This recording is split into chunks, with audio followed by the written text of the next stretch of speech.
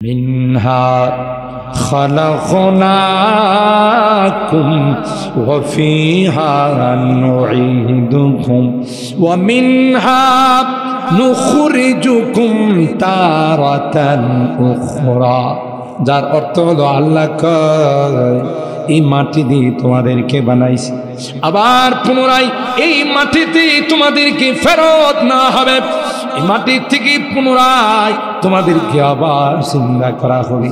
সুতরাং মুফাসসিরিন কেরাম যাকে যে জায়গার মাটি দিয়ে বানাইছে সেই জায়গাতে তাকে ফেরত না হবে। কাহারো গায়ে যদি সৌদি আরবের মাটি থাকে তাহলে জান্নাতুল বাকির মধ্যে, জান্নাতুল মুআল্লার মধ্যে দাফন। বাংলাদেশের মানুষ জান্নাতুল মুআল্লাতে দাফন হয় না, জান্নাতুল বাকিতে দাফন হয় না। বুঝতে হবে তার গায়ে ওখানকার মাটির কোনো কণা লাগা ছিল, আর সেই জন্যেই তো তাকে ওখানে সে মারা গেছে। হজ করতে গেছে, ওমরা করতে গেছে, ওখানে গিয়ে মারা গেছে। পরিবারের কাছে যখন ফোন দেওয়া হয় লাশ কি আপনারা ফেরত নেবেন, পরিবারের লোকজন কয়ে পাক জায়গাতে মারা গেছে, ওখানে দাফন করে দেবেন, ঠিক না? আর অর্থটা কি জানেন? ওখানকার মাটি তার গায়ে লাগা আছে, এই জন্য ওখানেই তার দাম। মালয়েশিয়াতে মারা যায় না, যান ইন্দোনেশিয়া, কুয়েত, কাতার, জাপান, জার্মান, ইতালি, ওখানকার মাটি থাকলে ওখানে মারা যাবে, আবার ওখানেই দাফন হবে। এটার অর্থ হলো মিনহা খালাকনাকুম ওয়া ফিহা নুঈদুকুম ওয়া মিনহা নুখরিজুকুম তারাতান উখরা। আল্লাহর আজীব কারিশমা, আজীব কারিশমা। আমার ভাইরা, যখন মৃত্যু চলে আসবে, আপনি যদি হংকং নিয়ে যান, সিঙ্গাপুর নিয়ে যান, সেন্ট মার্টিন নিয়ে যান, আপনি যদি মাদ্রাস নিয়ে যান, যত জায়গাতে নিয়ে যান, যত বড় বড় ডাক্তার তার চিকিৎসা করুক না কেন, ফেরত আসবে না, মারা যাবে। কথা কয় না? হায়াত যদি না থাকে পৃথিবীর কোন চিকিৎসক তাকে বাঁচাইতে পারবে? বলে বাংলাদেশের একজন অনেক বড় শিল্পপতি ছিল, যমুনা গ্রুপের মালিক নুরুল ইসলাম বাবু, নাম শুনছেন না? করোনায় আক্রান্ত হয়েছে। করোনায় আক্রান্ত হওয়ার পর বিশ্বের ৭টা রাষ্ট্রের থেকে ৭ জন ডাক্তার হায়ার করে নিয়ে আসে। মূল আলোচনায় যাওয়ার আগে ভূমিকা স্বরূপ আজকে যে রাত্রি এই মাহফিলটা অনুষ্ঠিত হচ্ছে, পবিত্র শাবানুল মুআজ্জাম মাসে এরা আমরা আমাদের ইমাম খতিবদের কাছ থেকে রজব মাস শুরু হওয়ার সাথে সাথে একটি দোয়া শিখেছি, যে দোয়াটা আল্লাহর হাবিব আমাদেরকে শিক্ষা দিয়েছে। রজব শুরু হওয়ার সাথে সাথে মসজিদের মধ্যে আমাদেরকে শিখানো হয়েছে যে তোমরা আল্লাহর কাছে দোয়া করো, আল্লাহুম্মা বারিক লানা ফি রজব ওয়া শাবান ওয়া বাল্লিগনা রমাদান। দোয়াটার অর্থ হলো, হে আল্লাহ, আপনি আমাদের জন্য বরকত নাজিল করুন রজব এবং শাবান মাসে, ওয়া বাল্লিগনা রমাদান, এবং আমাদেরকে রমাদান পর্যন্ত, পবিত্র রমজান যেন আমরা পেয়ে যাই, সে পর্যন্ত আমাদের হায়াতের মধ্যে বরকত দান করুন। বলুন আমিন। ও ভাই, কেনই বা দোয়া করব?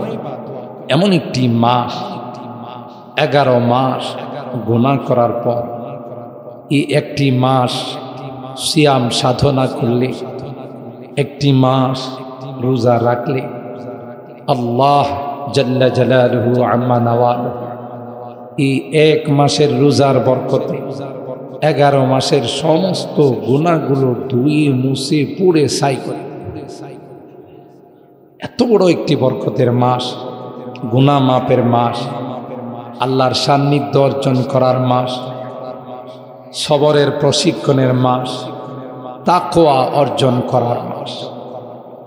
আমরা বড় রকমের একটা ব্যবসা বাণিজ্য শুরু করি, বড় রকমের কোনো কাজে হাত দিলে তার প্রস্তুতিটা, প্রিপারেশনটা কিন্তু অনেক আগের থেকেই আপনি ধরে নেন 2 মাসের জন্য চট্টগ্রাম যাবেন, রাজশাহী, সিলেট, খুলনা যাবেন।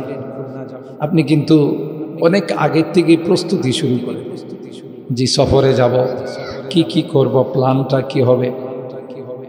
তো একটি এত বড় অফারের মাস, কোনো কোম্পানিওয়ালা যদি কোনো বিষয়ের অফার দেয়, তাহলে কি বলে 4 in 1, 2 in 1, 3 in 1, 3টা নিলে একটা, 4টা নিলে একটা, কয় না? আর আল্লাহর অফারটা কেমন জানেন? আল্লাহ কয় 3 in 1 না, বরং তুমি একটা করবা 70টা দিবে। অফারটা দেখছেন কত বড়? কোম্পানিওয়ালা অফার দিয়ে 3টা নিলে একটা ফ্রি। আগে আপনারা যখন মাছ কিনছেন, মাছের বাজারে ডালার মধ্যে ভাগা সাজায় মাছওয়ালা কইছে ভাই যদি 4টা নেন একটা ফ্রি। নিতে হবে কয়টা? 4টা, তাহলে একটা ফ্রি দিব। আর আল্লাহ কি কয়? একটা করবা আমি 70টা ফ্রি দিব। সুবহানাল্লাহ কইবেন না? দেখছেন কেমন আল্লাহ? শুধু 70টা না, ইলা 700 জিব, 700, একে 700, 700 থেকেও 7000, 7000 থেকে 7 লক্ষ, 7 লক্ষ থেকে 7 কোটি, 1 লাখ। যার যে পরিমাণ হবে তার সওয়াবের পরিমাণ তত বাড়বে। এটা আল্লাহর পক্ষে সম্ভব, আর কাহারও পক্ষে সম্ভব না। এই অফারটা কোন মাসের জন্য আল্লাহ দিয়েছেন? আমার সাথে একটু কথা বলেন, কোন মাসের জন্য? রমজানুল মুবারক, শাহরু রমাদান আল্লাযী উনজিলা ফীহিল কুরআন হুদাল লিন-নাসি ওয়া বায়িনাতিন মিনাল হুদা ওয়াল ফুরকান। ইহা ওই মাস যেই মাসে কোরআনে কারীমকে নাযিল করা হয়েছে। তাহলে কোরআন নাযিলের মাসের নাম হলো রমজান মাস। শবে কদর পাওয়ার মাসের নাম হলো রমজান মাস। ফরজকে, একটি নফলকে ফরজের সমান মর্যাদা দেওয়ার মাস হলো রমজান মাস। একটি ফরজকে 70টি ফরজের সওয়াব দেওয়ার মাস হলো রমজান মাস। আল্লাহ, কত বড় দামি মাস! সমস্ত ইবাদতের প্রতিদান আর বদলা আল্লাহ দান করেন ফেরেশতাদের হাতে, আর রোজার বদলা স্বয়ং কুদরতি হাতে দান। আল্লাহ বলেন আসসালামুলি ওয়া আনা আজজি বি, আসসালামুলি ওয়া আনা উজজাবি। রোজা একমাত্র আমার জন্য, যেহেতু আমার জন্য রোজা রাখা হয়, তাই তার বদলা ফেরেশতা দিয়ে দেব না, তার বদলা আমি আল্লাহ নিজ কুদরতি হাতে দেব। অন্য রিওয়ায়াতে আল্লাহ বলেন না না, তার কোনো বদলা হতে পারে না, স্বয়ং আমি আল্লাহ তার বদলা হয়ে যাব।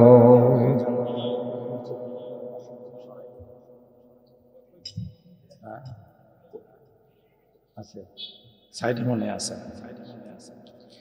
স্বয়ং আমি আল্লাহ তার বদলা হয়ে যায়। আল্লাহু আকবার, আল্লাহু আকবার। আমি আল্লাহই তার বদলা হয়ে যাচ্ছে।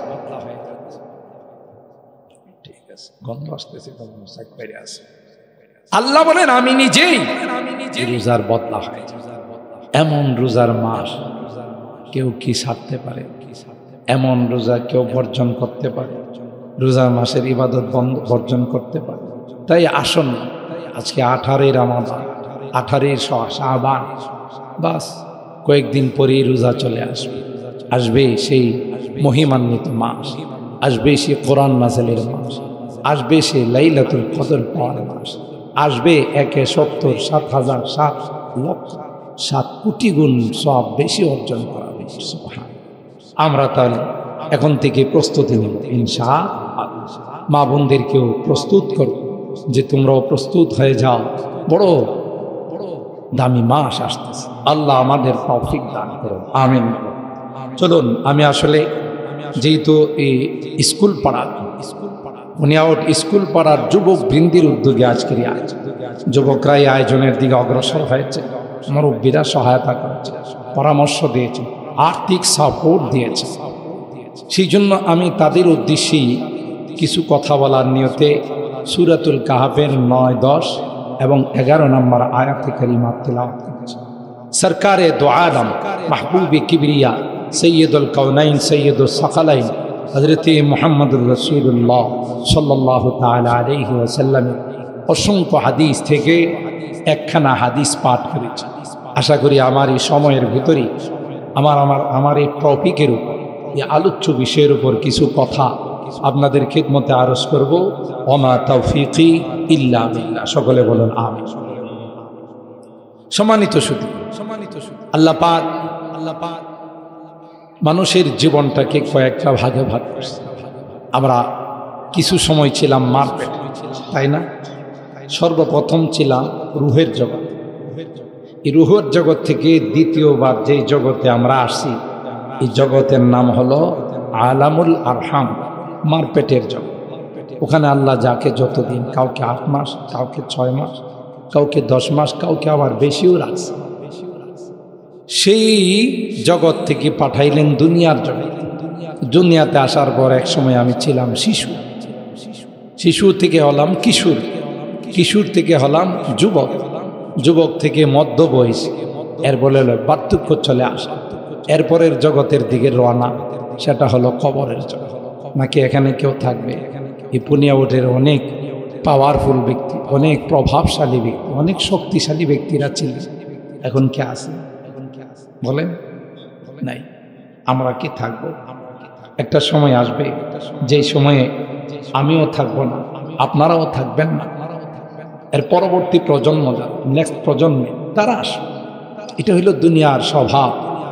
দুনিয়া খুব বন্ধুত্ব করে, দুনিয়া আমার আপনার সঙ্গে খুব মিতালি করে। একটা সময় আসলে লাঠি দিয়ে বিদায় করে, ঠিক না? কত সুন্দর করে জীবনের সব কিছু উপার্জন দিয়ে রক্তকে পানি করে, মাথার ঘাম পায়ে ফেলে কি অট্টালিকা সাজায়, কত রকমের প্ল্যান প্রোগ্রাম সাজায়, কিন্তু যখনই চলে আসে মৃত্যু, সব কিছু যার যার মতো করে রয়ে যায়। আমি নাই। বাড়ি আছে, বাড়িওয়ালা নাই রে ভাই, ঠিক কিনা বলেন? বাড়িওয়ালা নাই, কিন্তু বাড়ি আছে। গাড়ি আছে, গাড়িওয়ালা নাই, ঠিক কিনা বলেন? ঠিক কিনা বলেন? দুনিয়া অনেক বড় গাদ্দার, ধোঁকাবাজ। ইয়া আইয়ুহান নাস ইন্না ওয়া'দাল্লাহি হাক ফালা তাগুররান্নাকুমুল হায়াতুদ দুনিয়া ওয়ালা ইয়াগুররান্নাকুম বিল্লাহিল গরুর। আল্লাহ বলেন, দুনিয়ার মানুষেরা, একদিক দিয়ে আল্লাহর ওয়াদা, আরেক দিক দিয়ে শয়তানের ওয়াদা। আল্লাহ ওয়াদা করে মিনাল বাতি ওয়াল হিসাবি ওয়াস সিরাতি ওয়াল জান্নাতি ওয়ান নার।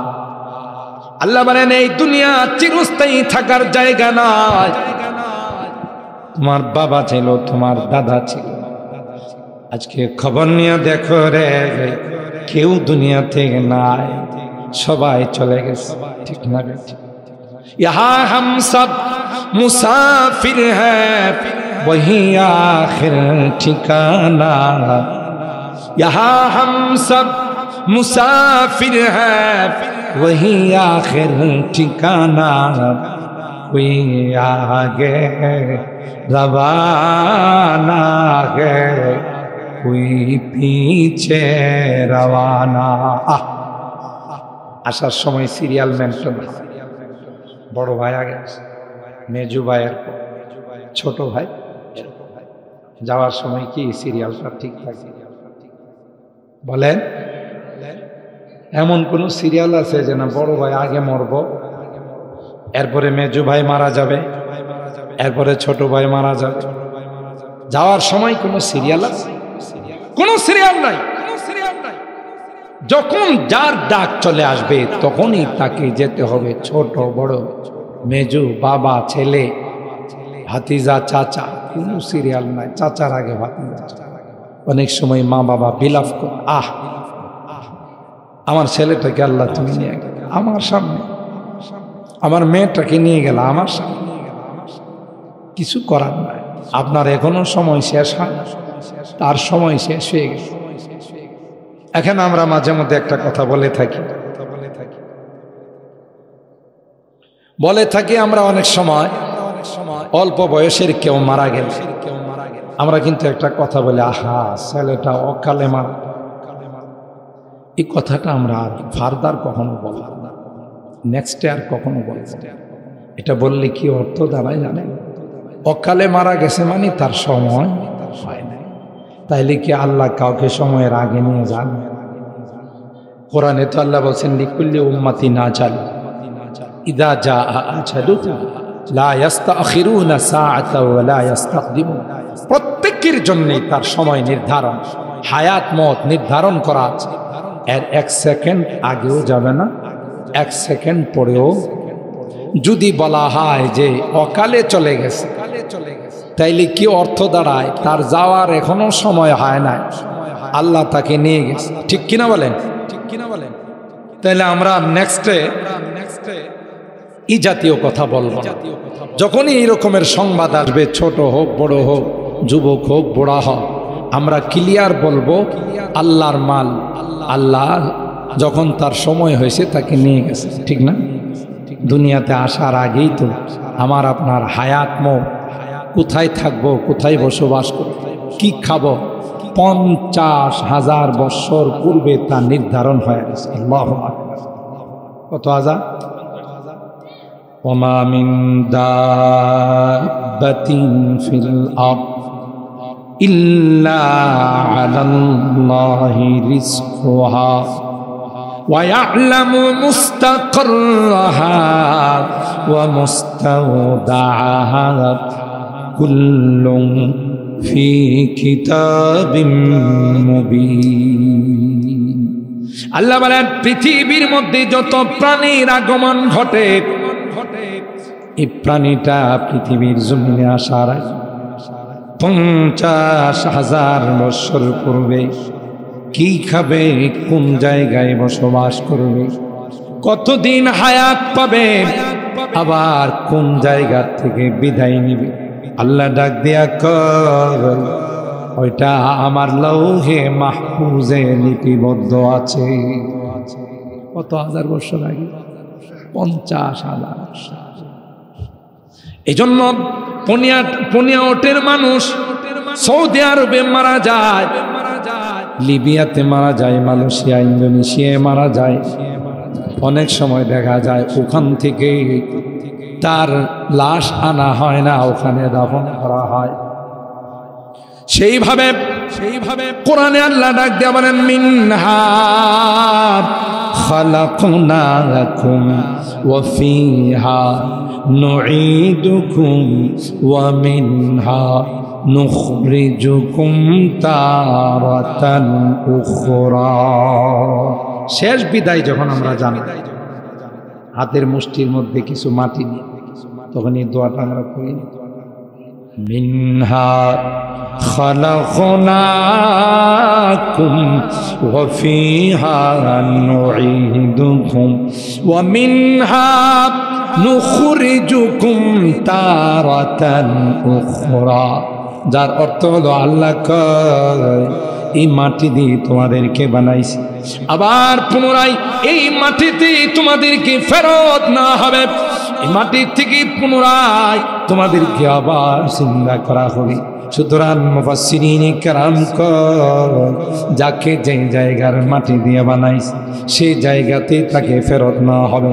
কাহারো গায়ে যদি সৌদি আরবের মাটি থাকে তাহলে জান্নাতুল বাকির মধ্যে, জান্নাতুল মুআল্লার মধ্যে দাফন। বাংলাদেশের মানুষ জান্নাতুল মুআল্লাতে দাফন হয় না, জান্নাতুল বাকিতে দাফন হয় না।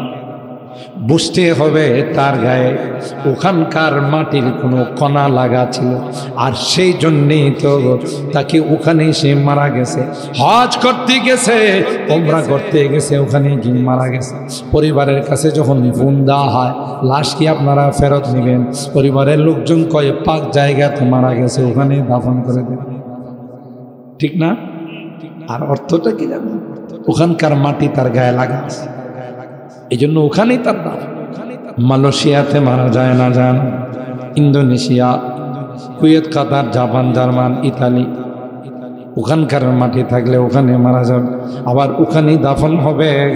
এটার অর্থ হলো মিনহা খালাকনাকুম ওয়া ফিহা নুঈদুকুম ওয়া মিনহা নুখরিজুকুম তারাতান উখরা। আল্লাহর আজীব কারিশমা, আজীব কারিশমা। আমার ভাইরা, যখন মৃত্যু চলে আসবে,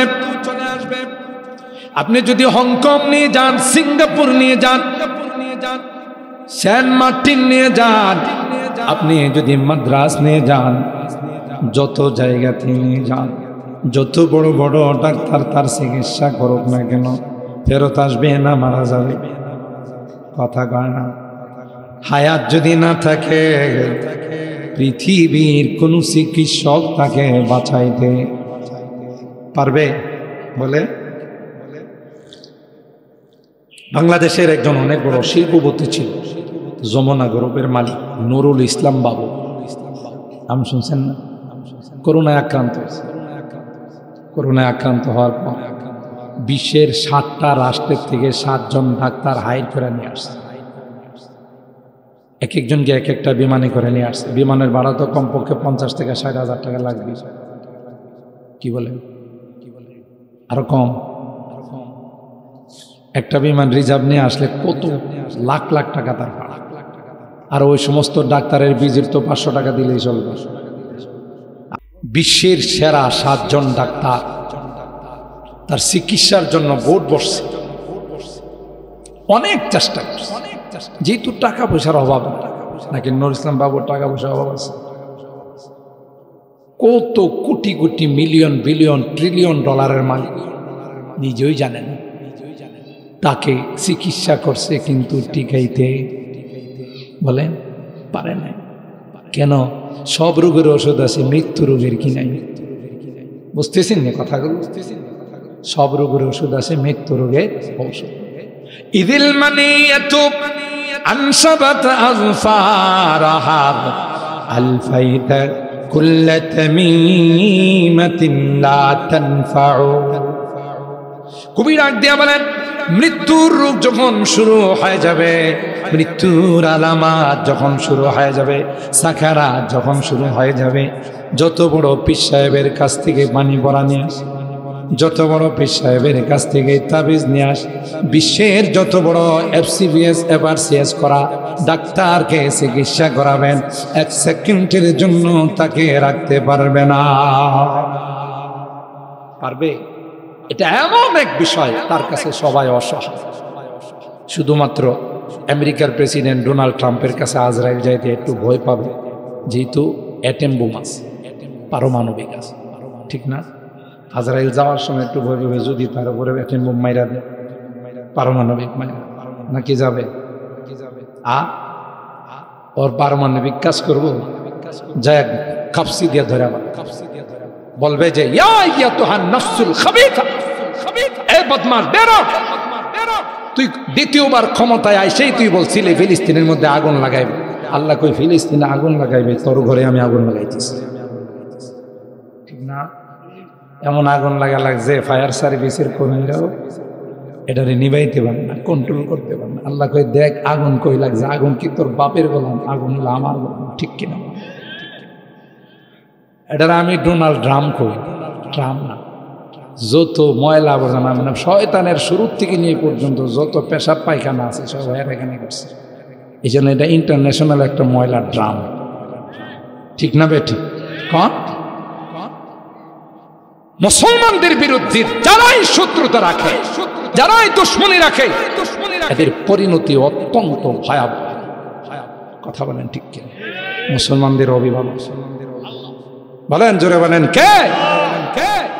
যালিকা বিআন্নাল্লাহা মাওলাল্লাযীনা আমানু ওয়া আন্নাল কাফিরিনা লা মাওলা লাহুম। ইমানদারদেরকে আল্লাহ ডাক দিয়া কয়, এ ইমানদার, ভয় পাওয়ার কোনো কারণ নাই। তাদের কাছে অগ্নি অস্ত্র আছে, তাদের কাছে 12 মানবিক আছে, তাদের কাছে ক্ষেপণাস্ত্র আছে, কিন্তু মনে রাখো রে আমি আল্লাহ তাদের সঙ্গে নাই। তোমাদের সাথে আছে আল্লাহ, যাদের সঙ্গে আছে এর কোনো ভাই আছে? কথা কয় না। এই যে আমেরিকা ছিল, আফগানিস্তান, এরা এদের দেশের নাগরিক। আমাদের দেশে যেমন মুক্তিযোদ্ধারা দেশ রক্ষার জন্য যুদ্ধ করছে, এই জন্য আমরা তাদেরকে বীর মুক্তিযোদ্ধা বলি। তাদেরও তো তাদের দেশ, এটা তাদের দেশ রক্ষা করার জন্য যখন তারা যুদ্ধ করে, এদেরকে তোমরা কেন মুক্তিযোদ্ধা বলো না? এদেরকে সন্ত্রাস কেন? কথা কয় না। ও এরা মুসলমান তাই এই জন্য সন্ত্রাস বলো, জঙ্গিবাদ বলো, তাদেরকে বিভিন্ন টেররিজম বলো। এরাও তো এদের দেশের জন্য, দেশের স্বাধীনতার জন্য মুক্তিযুদ্ধ করেছে। তাদেরকে কোনোদিন তোমরা সন্ত্রাস বলতে পারো না, এরাও মুক্তিযুদ্ধ। কিন্তু এরা মুসলমান, ইমানদার, সব আলেম ওলামা। আজকে দেখেন আফগানিস্তানের দিকে তাকায়, শরিয়া খেলাফত তাদের মধ্যে কায়েম হয়েছে। গোটা বিশ্ব এখন আফগানের দিকে তাকায়। এদের উন্নতির দ্বার এমনভাবে খুলে গেছে, এরা এমনভাবে সামনের দিকে অগ্রসর হচ্ছে, গোটা বিশ্বের জন্য তারা উন্নতির মডেল হয়ে গেছে। রাত্রে একটা নাই, দুইটা নাই, একটা যুবতী মেয়ে যদি রাস্তা দিয়ে বের হয়ে যা, কোনো যুবক তাকে ইফটিজিং করবে দূরের কথা, তার দিকে তাকানোর সাহস নাই, সাথে সাথে চৌরাস্তার মোড়ের মধ্যে ফাঁসির কাস্টে ঝুলাবে। কথা কয় না।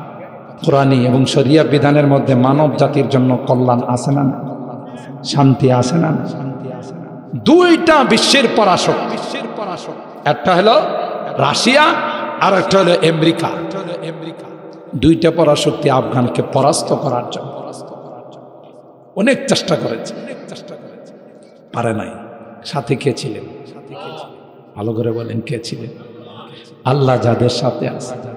অ্যাটম বোম কাজ করে আমেরিকার ট্যাঙ্ক বহর যখন আফগান মুজাহিদদের উপর আক্রমণ করার জন্য আসত, ট্যাঙ্ক বিধ্বংসী, তাদের কাছে কোনো অস্ত্র নাই। এরা করতো কি, মেসের কাঠির মধ্যে ঘষা দিয়ে তখন সূরা আনফালের একখানা আয়াত পড়ে ট্যাঙ্ক বহরের মধ্যে নিক্ষেপ করত। ওমা রামাইতা ইদ রামাইতা ওয়ালাকিন্নাল্লাহ রামা। এই আয়াত তিলাওয়াত করে মেসের কাঠি যখন ট্যাঙ্ক বহরের মধ্যে নিক্ষেপ করে দিত, আল্লাহর কসম, সাথে সাথে ট্যাঙ্ক বহরগুলো জলে সরে ছাই হয়ে যায়। অন্ত দেখি একটা মেসের কাঠির ক্ষমতা আছে, ট্যাঙ্ক বহর চালানো ক্ষমতাটা কে দিছে? আমেরিকা যখন আক্রমণ শুরু করে দিল, অনেক ভাবে আক্রমণ করলো, কোনোভাবেই তাদেরকে পরাস্ত করতে পারে না। একটা পর্যায়ে আমেরিকার সৈনিকগুলো যখন দেশে ফেরত যায়, ডাক্তারি চেকআপের পরে ডাক্তাররা কয়, প্রেসিডেন্টকে জানায় যে সবগুলো হাফ পাগল হয়ে আসতেছে। হাফ পাগল বলেন, তাহলে তো আমার একটা কথা কওয়া লাগে। স্কুলের ক্লাস 2 ছাত্রদের কাছে হেডমাস্টার আইসে, ক্লাস 2 বাচ্চারা তো পিচ্ছি পিচ্ছি বাচ্চা নয়। আইসা হেডমাস্টার কয়, কেউ যদি বলতে পারিস আমার বয়স কত, তাইলে তোদেরকে 500 টাকা করে পুরস্কার দেওয়া। আচ্ছা বলুন তো দেখি, পোলাপাইনগুলো মাত্র কয়েকদিন আগে দুনিয়াতে আইছে, এখনো মুখের কাছে গেলে মার দুধের গ্রাম পাওয়া যায়। কথা কয়। আর হেডমাস্টার আইসা করতেছে, তোরা যদি বলতে পারিস যে আমার বয়স কত, তাইলে 500 টাকা পুরস্কার। হ্যাঁ, কবে দুনিয়াতে আইসে, আর এগুলো তো কালকে দুনিয়াতে আইছে, ঠিক না? কোনো পোলাপাইনে কোনো কথা না।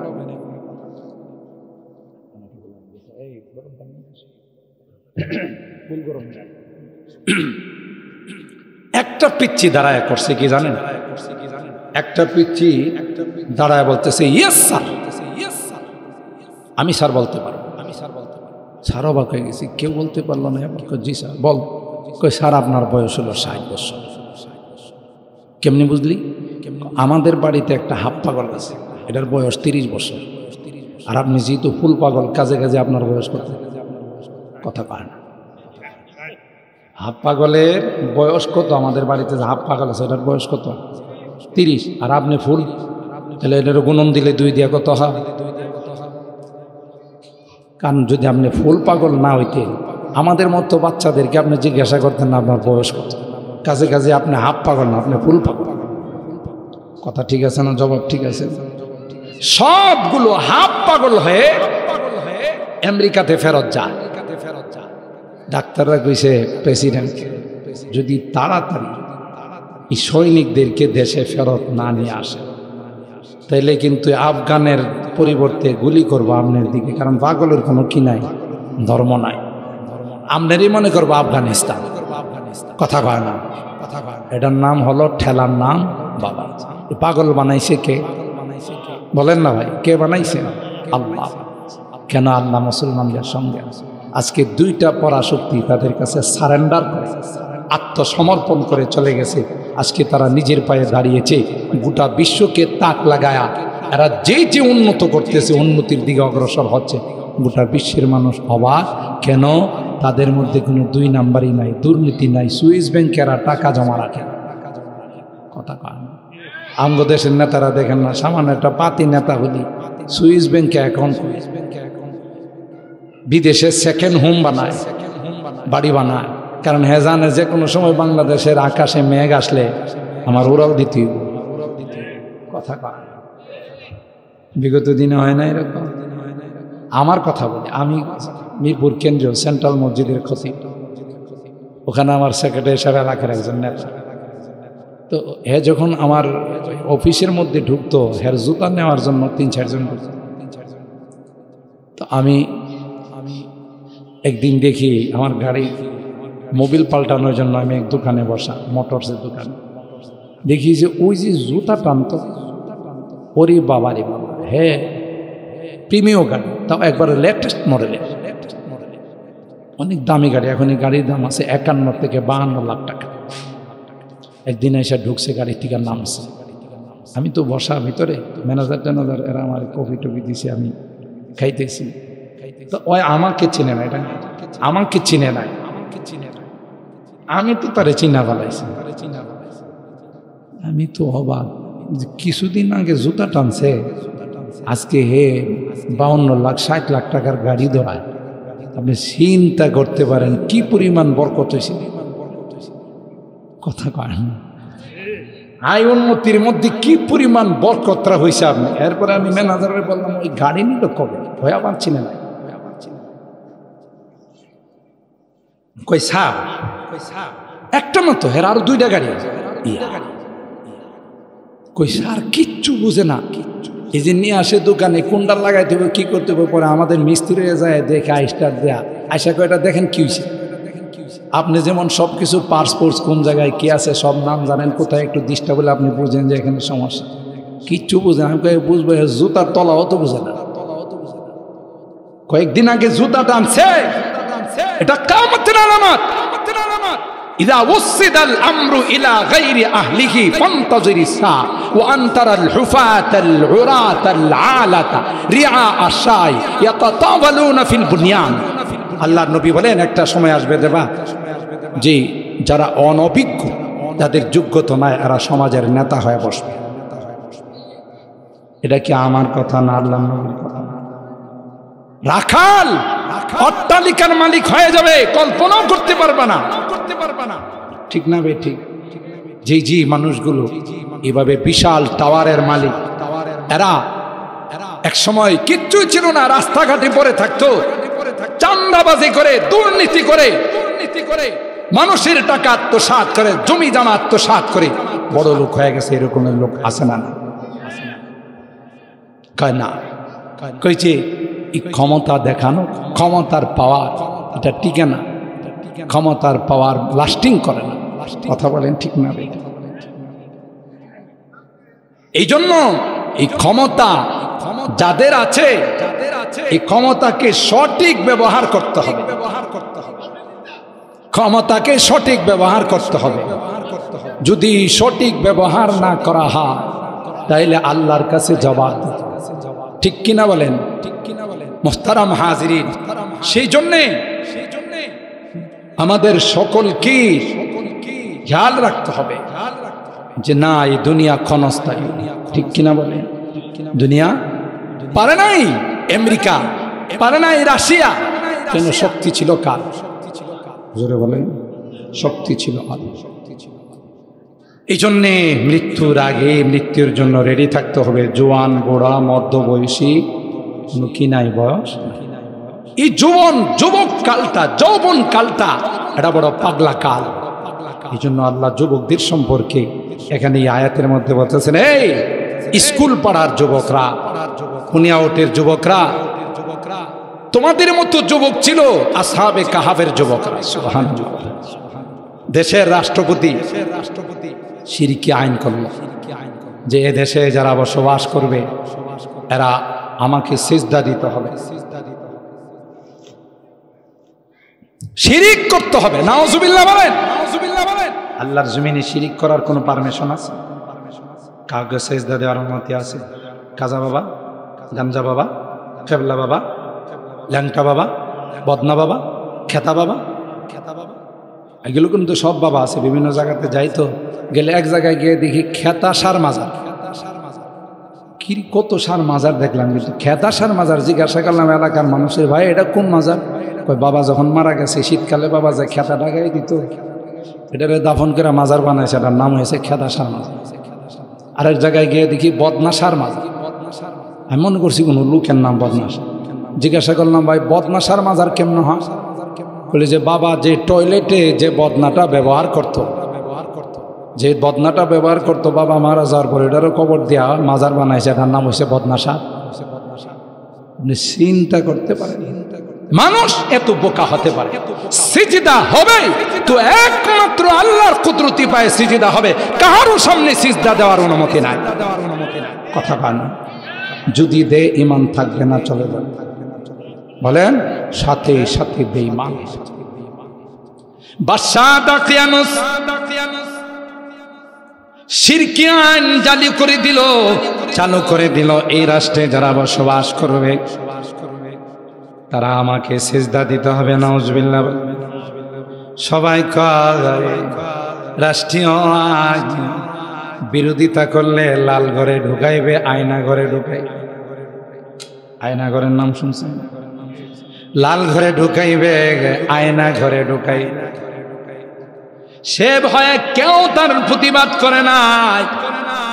কিন্তু 7 জন যুবক, স্কুল পাড়ার যুবকদের মতো সাহসী যুবক, সুবহানাল্লাহ বলেন, এরা ইসলামের সৈনিক, ঈমান লালন করে। 7 জন যুবক বলল, না না, দুনিয়া একদিকে যাইতে পারে, আল্লাহর জমিনে কোন শিরকি আইন চালু হতে দেব না। গোটা রাষ্ট্রের বিরুদ্ধে কি পরিমাণ সাহস নিয়ে প্রতিবাদ করার জন্য 7 জন যুবক সুজা বাদশার সামনে চলে গেছে। সুবহানাল্লাহ। 7 জন যুবক বাদশাহ দাকিয়ানুসের সামনে গিয়ে আল্লাহ কোরআনে বলেন, নাহনু নাকুসু আলাইকা নাবাআহুম বিল হক ইন্নাহুম ফিতয়াতুন আমানু বিরাব্বিহিম ওয়াজিদনাহুম হুদা ওয়া রাবাতনা আলা কুলুবিহিম إذ قاموا فقالوا ربنا رب السماوات والأرض لن ندعو من دونه إلها لقد قلنا إذا شططا। 7 জন যুবক একত্রিত হইয়া বাদশার সামনে চোখ বরাবর আঙ্গুল উঠাইয়া তাফসীরের কিতাবের মধ্যে আসে, পৃথিবীর মধ্যে সর্বপ্রথম যারা নারায়ে তাকবীর আল্লাহু আকবারের আওয়াজ তুলেছিলেন এরা আর কেউ না, এরা হলো আসহাবে কাহাফের 7 জন যুবক। জুয়া দিয়ে ফারাসে উঠি गोजी है वही तकबीरी तकबीरी आवाज। मुसलमाনের এত পাওয়ার, অ্যাটম বুম ফের, পারমাণবিক ফের, তাকবীরের আওয়াজ। সুবহানাল্লাহ। মুসলমান যখন ঈমানি বলে বলিয়ান হয়ে তাকবীরের আওয়াজ দিতে শুরু করে, কাফেরদের কলিজার মধ্যে কম্পন শুরু হয়ে যায়। ঠিক কিনা বলেন? ঠিক কিনা বলেন? মুসলমান হযরত শাহজালাল ইয়ামান মুজাররিদি রাহিমাহুল্লাহ গোর গোবিন্দের সাথে কি অস্ত্র দিয়ে মোকাবেলা করছে? তলোয়ার দিয়ে, অগ্নেয়াস্ত্র দিয়ে, কি দিয়ে? আল্লাহ আকবার দিয়ে। কি দিয়ে? তিনি দাঁড়িয়ে শুধু আল্লাহ আকবারের আজান দিয়েছিলেন। গোর গোবিন্দের রাজপ্রাসাদের ইটগুলো, পাথরগুলো খসে খসে জমিনে পড়া শুরু। তাহলে তাকবীরের আওয়াজের পাওয়ার আছে না?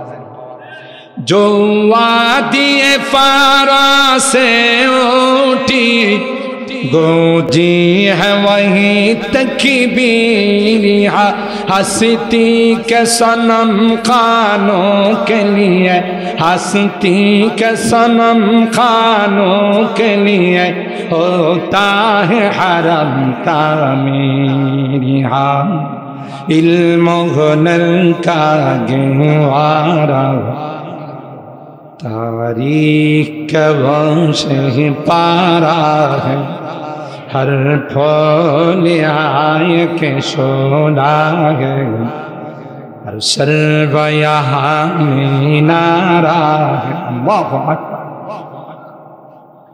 ওই সাতজন যুবক বাদশার কাছে কি বলল? বাদশাহ, আসমানের মালিক তুমি নয়, জমিনের মালিক তুমি নয়, কে? সাত আসমান বানাইছেন কে? সাত জমিন কে বানাইছেন? ডাক দিয়া কয়, আসমানের মালিক তুমি নয়, জমিনের মালিক তুমি নয়, মালিক হলেন কে? আল্লাহর জমিনে কোন শিরকি আইন হবে, আমাদের গায়ে রক্ত থাকতে আমরা সেটা মানতে পারি না। সাহসটা কম না বেশি? গোটা রাষ্ট্রের বিরুদ্ধে গিয়ে ইমানের পক্ষে শিরকের বিরুদ্ধে স্লোগান দিয়েছে। সুবহানাল্লাহ। এরা যুবক ছিল না বড় ছিল?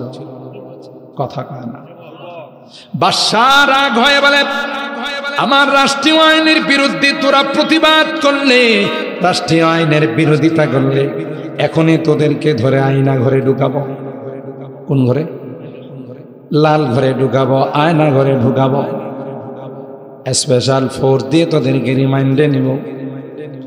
যুবকগুলো কয়, তুই জানিস না আমাদের কানেকশন আসমানের মালিক আল্লাহর সঙ্গে। وربطنا على قلوبهم إذ قاموا فقالوا ربنا رب السماوات والأرض لن ندعو من دونه إلها لقد قلنا إذا شططا। আমাদের সম্পর্ক আল্লাহর সাথে, আমরা আল্লাহ ছাড়া কাউকে ভয় করি। डरते नहीं मुसलमान दुनिया में किसी से, डरते नहीं मुसलमान दुनिया में किसी से, जब मिल गई है दौलत ईमान नबी से, बाजू तेरी तौहीद की कुव्वत से कवी है, इस्लाम तेरा दीन है, तू मुस्तफवी है। मुसलमानेर आबार भय किसे? কে আছে? যাদের সাথে আল্লাহ আছে তাদের কোনো ভয় আছে? আল্লাহ ডাক দিয়া বলে, রে যুবকের দল, সুজা পাহাড়ের গুহায় গিয়ে তোমরা শুয়ে যাও। পাহাড়ের গুহার মধ্যে সাতজন যুবক সুজা চলে গেল। মজার কাহিনী হলো, এর সাথে একটা কুকুরও রওনা। যুবকগুলো কুকুরকে ডাক দেয়া বলে, কুকুর, আমরা তুই ইমান রক্ষা করার জন্য যাইতেছি, তুই আমাদের সঙ্গে কি জন্য রওনা? তোর কি ইমান আছে? সাথে সাথে আল্লাহ ওই কুকুরের জবান খুলে দিলে। আল্লাহর ক্ষমতা আছে যে আল্লাহ মানুষকে দিয়ে কথা বলাতে পারে, সেই আল্লাহ কুকুরকে দিয়েও কথা বলানোর ক্ষমতা আছে না? ওই কুকুর যুবকদেরকে ডাক দেয়া বলে, আবা উহিব্বু আহবাবাল্লাহ, তোমরা আল্লাহর ওলি, ঈমান রক্ষা করার জন্য বাড়িঘর ছাইরা দেশ ত্যাগ কইরা পাহাড়ের গুহায় হিজরত করতেছ, আমিও তোমাদের সাথে যাব।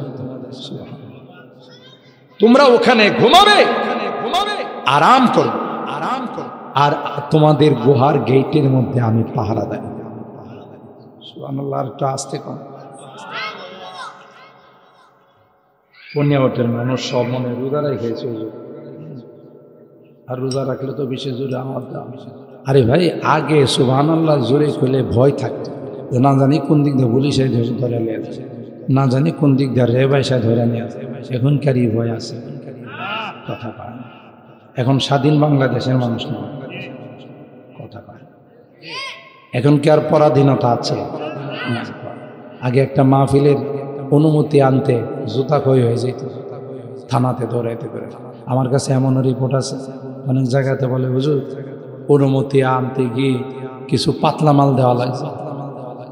পাতলা মাল বুঝেননি? কিছু পাতলা মাল দিছি বলে অনুমতি দিছি। কত বড় শয়তান! কোরআনের মাহফিলের অনুমতির জন্য ঘুষ খায়, ওর জুতা দিয়ে পিটানো হচ্ছে। কথা বলেন ঠিক কিনা?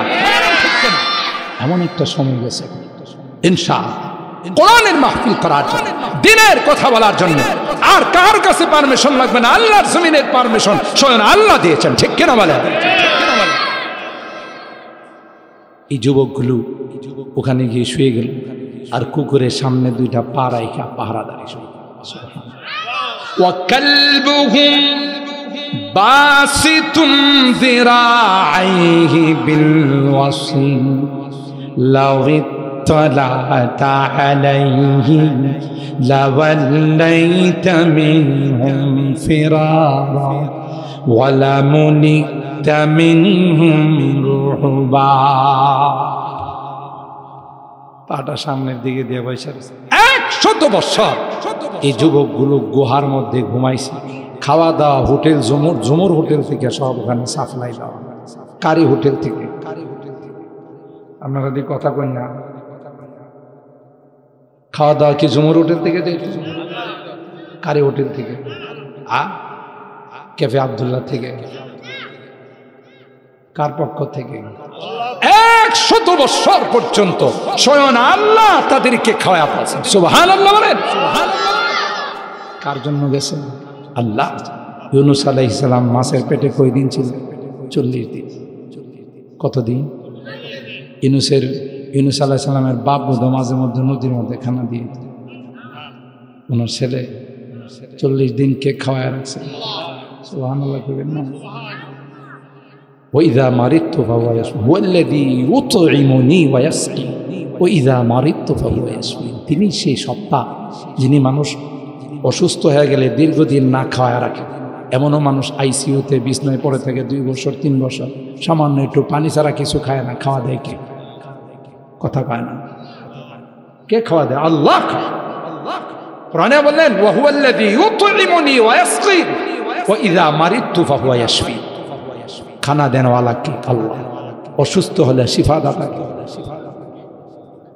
ওই 100 বছর আল্লাহ পাক রব্বুল আলামিন সূর্যকে বলে দিলেন, সূর্য আমার এই নেককার বান্দাদের গায়ে তাপ লাগাইবা। সুবহানাল্লাহ। সূর্য কার কথা শুনে? সূর্য ডাইনে দিয়ে যায়, বামে দিয়ে যাবে, ওই যুবকদের গায়ে কোনোদিন সূর্যের তাপ লাগায় না। মাটিকে আল্লাহ বলে দিলেন, মাটি আমারই প্রিয় বান্দাদের গায়ে কোনোদিন টাচ করবে না, মাটি খাবি না। একটা মানুষ যদি 100 বছর মাটির মধ্যে লাইগা শুয়ে থাকে, মাটি তো তারে খায়া ফেলার পরে। কে রাখছেন? বর্তমান যুগে যে যুবকরা, পাড়ার যুবকরা, আল্লাহ পাক ওই যুবকদের নমুনা দিয়ে বলে দিলেন, এই স্কুল পাড়ার যুবকরা, তোমরাও যদি তাদের মতো হতে পারো, তোমরাও যদি নেককার দিনদার হয়ে যাও, তোমরাও যদি আল্লাহওয়ালা হয়ে যাও, তোমাদের বডিটাকে যদি রাসূলের সুন্নতের দ্বারা রঙিন করতে পারো, কিয়ামতের কঠিন ময়দানে যখন সূর্যটা অর্ধ হাত মাথার উপর চলে আসবে, জমিনটা যখন তামা হয়ে যাবে, সবার গায়ে সূর্য লাগবে রে, তোমাদের গায়ে আমি আল্লাহ সূর্য লাগাবো না, বরং আমার আরশে আজিমের নিচে তোমাদের জন্য স্পেশাল এসি রুমের ব্যবস্থা করে দিব। আর আমার তো মনে হইতেছে, আপনারা কি মনে করেন জানি না, বাংলাদেশের টেকনাফ থেকে তেঁতুলিয়া, রূপসা থেকে পাটুরিয়া, প্রতিদিন বিভিন্ন ডিস্ট্রিক্টে প্রোগ্রামে বড় বড় ইসলামী মহাসম্মেলন, তাফসীরুল কোরআন মাহফিলের আয়োজনের পিছনে যুবকদের অবদান, ঠিক না? আগে কিন্তু যুবকরা কলের গান শুনত, নাটের গান শুনত, আওলা জালা গান শুনত, কথা পায় না, বাউল শিল্পীদের গান শুনত, আউল শিল্পীদের গান শুনত। এখনকার যুবকরা আর গান গুন শুনে না, বিশেষ করে আমরা ভৈরব পার হইলে ঢাকা যাওয়ার পর এই সাইডটাতে অনেক গানের আওয়াজ শুনতাম, রাত্রের আওয়াজ, বুঝলেন না? কিন্তু আলহামদুলিল্লাহ এখন এই সাইডে আমাদের সবচেয়ে বেশি মাহফিল। এরা কয় হুজুর আগে গান করতাম, এখন আপনাদেরকে দিয়ে আওয়াজ করাই। আলহামদুলিল্লাহ, আমাদের যুবকদের মধ্যে বিপ্লব আসছে না, আসছে না? আরে যুবকরা কি করতে না পারে, আমাদেরকে দেখে দিয়েছে যুবকরা, আমরা ইচ্ছা করলে 15 বছরের ক্ষমতা 15 দিনে তছনছ করে ফেলতে পারি। কথা পান না? আমার তো মনে হয় যুবকরা একদিন সাহস নিয়ে দাঁড়াবে যে আল্লাহর জমিনে, যেই জমিনে লক্ষ লক্ষ আউলিয়া কেরাম পীর আউলিয়া শুয়ে আছেন, আল্লাহর ওলিরা শুয়ে আছেন, যেই জমিনে ফখরে বাঙ্গাল শুয়ে আছেন, যেই জমিনে রাইসুল মুফাসসিরিন শুয়ে আছেন, আল্লাহর ওলিরা শুয়ে আছেন, এই জমিনে কোরআনে আইন চলবে, কোরআনে হুকুম চলবে। কথা বলেন ঠিক কেন? হবে ইনশাআল্লাহ, হবে। হয়তো আমরা দেখবো না, কিন্তু হবে। আমার যুবকরা যেভাবে ইসলামের দিকে অগ্রসর হচ্ছে, ইনশাআল্লাহ ওই দিন বেশি দূরে না, যেদিন ইসলামী হুকুমতে দেশে থাকে, ইনশাআল্লাহ। আর কোরআনে আইন চালু হবে, কোনো দুর্নীতি থাকবে না, সুইস ব্যাংকে টাকা জমা থাকবে না, বিদেশে সেকেন্ড হোম হবে না। একটা নারী এই পনিয়াওর থেকে হাঁটতে হাঁটতে কাউতলি যাবে, কাউতলির থেকে হাঁটতে হাঁটতে অবকাশ যাবে, একা একই, কেউ তার দিকে তাকানোর সাহস পাবে, তাকানোর সাহস। কথা বলেন ঠিক কিনা? কারণ সবার জানা থাকবে, যদি ধরা পড়ে তখন বান্ডিল দিলে চলবে না। এখন তো ধরা পড়লে বান্ডিল দিয়ে, সবুজ কালারের বান্ডিল, সুরমা কালারের বান্ডিল দিলেই ঠিক আছে, তরটা হবে। আর গ্রামগঞ্জের মাতবরদেরকে, পুনিয়াওয়াটের সর্দাররা ভালো আছে, অন্য অন্য জায়গার সর্দারদের কথা বলতেছে। দরবার সালিশিলে সর্দার সাহেবের পকেটে যদি আগের দিন রাত্রে কিছু সবুজ কালারের নোট ঢোকানো, ওরে বাবা, পরের দিনে আওয়াজ ভিন্ন। আবার এই যত লাগানের পিছনে আছে সব সর্দারদের ইন্ধন। যদি একটা পক্ষ যায় বিচার দেয়, সর্দার সাহেব কিন্তু আমার থাপ্পড় মারছে, তো সর্দার সাহেবের উচিত না, আচ্ছা এটা আমি দেখব না, কি হয়েছে, কে থাপ্পড় দিল, কি জন্য থাপ্পড় দিল, তুই কিন্তু হাত বাড়াইস না। সর্দাররা কি এটা কর, তুই কি চুরি করে বসে আছিস? পনিয়াওটে সর্দাররা কয় না, আমি অন্য জায়গার সর্দারদের কথা বলতেছি। কি কয়, হ্যাঁ বিচারটা নিয়ে গেলে তোর কি গায়ে রক্ত নাই, রক্ত কি সব পানিয়ে গেছে, তুই কি চুরি করে বসে, তুই লাগাইলে না কারেক্টটা? এর উদ্দেশ্য হলো লাগাইলে তো দুই পক্ষ আইব আমার কাছে, আর আইলেই তো পাতলা মালের লেনদেন, ঠিক না? কোথাও নেই বিচার, নাই বিচার নাই, সব জায়গাতে জুলুম অত্যাচার, রাষ্ট্রীয় পর্যায় থেকে নিয়ে সামাজিক পর্যায়ে, পারিবারিক পর্যায়ে, সবখানে শুধু জুলুম আর জুলুম। রাষ্ট্রীয় আইন এবং ন্যায় বিচার নাই বলেই কোথাও এখন সুকুন বসবাস করে, কথা কয় না। সম্মানিত শুধু আমার আলোচনার ইতি টানতেছি, এখানে আজান হয়ে যাবে। আমার টোটাল আলোচনার সারাংশ হলো, যখন যুবকরা ইবাদত বন্দিগির মধ্যে সুন্নতের রঙে নিজেকে রঙিন করবে, ইনশাআল্লাহ এই দেশের আবহাওয়া পরিবর্তন হয়ে যাবে, দেশে জান্নাতি হাওয়া বিরাজ করবে। যেমন আসহাবে কাহাবের যুবকরা সাহস নিয়ে ইমানি স্লোগান দিয়েছে, আল্লাহ তাদের জিম্মাদার হয়ে গেছে, ঠিক কিনা বলেন? আমি দোয়া করি, মোবারকবাদ জানাই, ধন্যবাদ জানাই এই পুনিয়াওয়াটের স্কুল পাড়া যুবকদেরকে, যারা আজকের এই সুন্দর আয়োজন করেছে। আল্লাহ তাআলা যেন তাদেরকে